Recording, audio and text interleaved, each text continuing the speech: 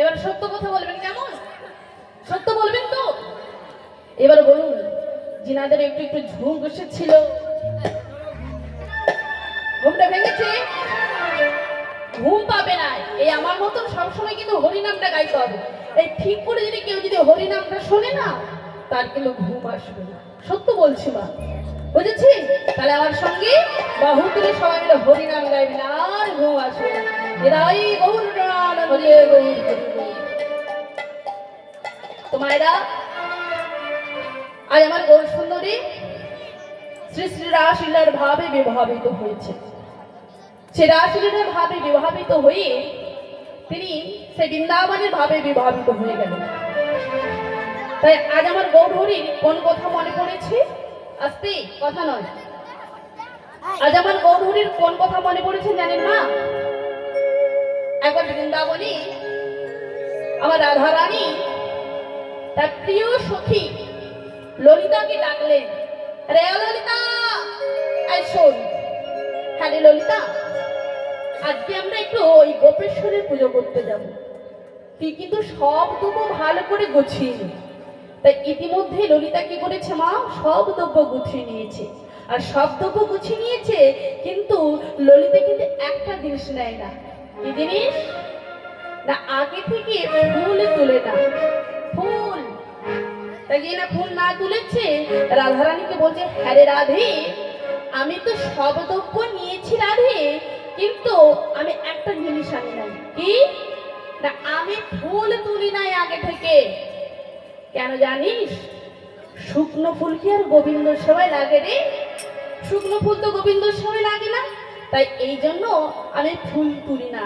তাছাড়া রাধে রে, আমাদের এই বৃন্দাবনে কি আর ফুলের অভাব আছে রে? আমার এই বৃন্দাবনেতে ফুলের অভাব নাই। ইতিমধ্যে কৃষ্ণ আর মধুমঙ্গল বৃক্ষের আড়াল থেকে রাধারানী এবং ললিতাকে লুকিয়ে লুকিয়ে দেখছে।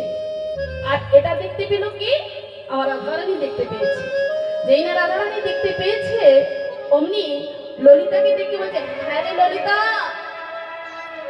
কি জানিস আমাদের এই বৃন্দাবনের ফুলের অভাব নেই ঠিকই কথা, কিন্তু কি জানিস ওই ফুলের বাগানে বনহস্তি আছে রে, বনহস্তি। যেই না বনহস্তি বলেছে, ললিতা বলছে, হ্যাঁ রে রাধে, বনহস্তি বলেছিস মানে? আরে আমি তো কিছু বুঝতে পারছিস না।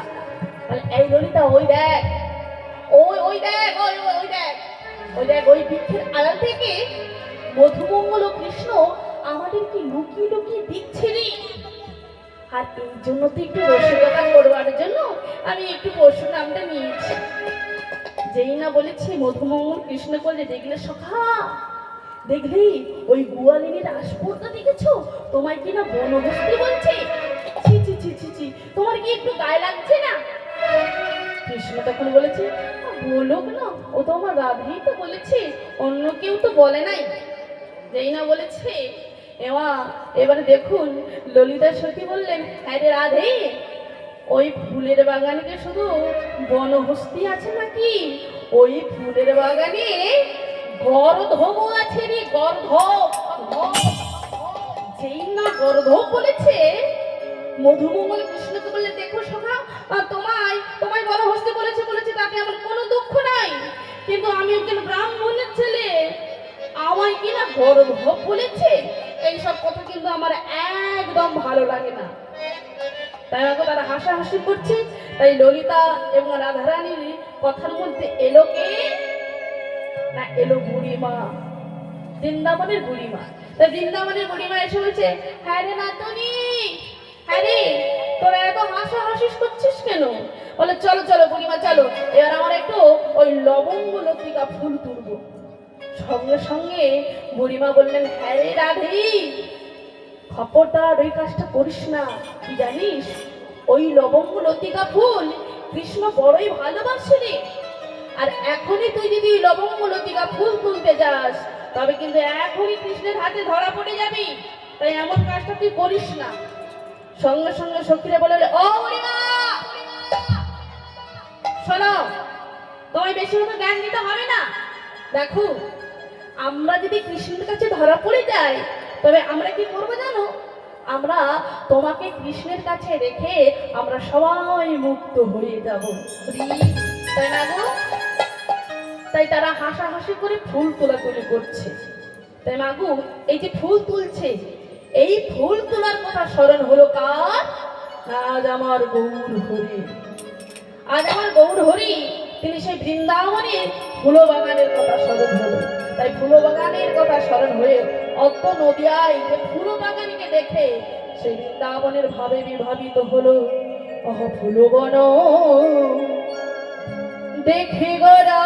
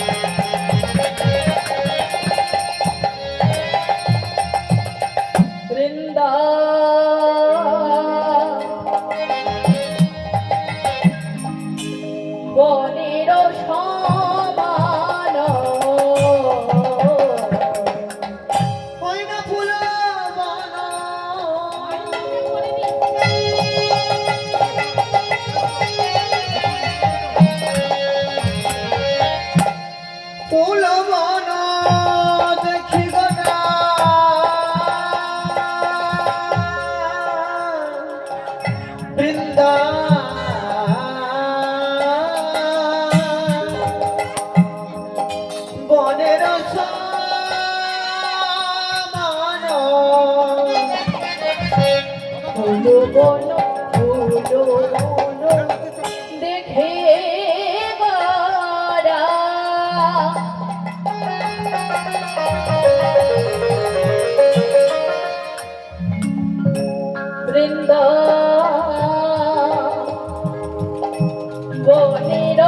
সমান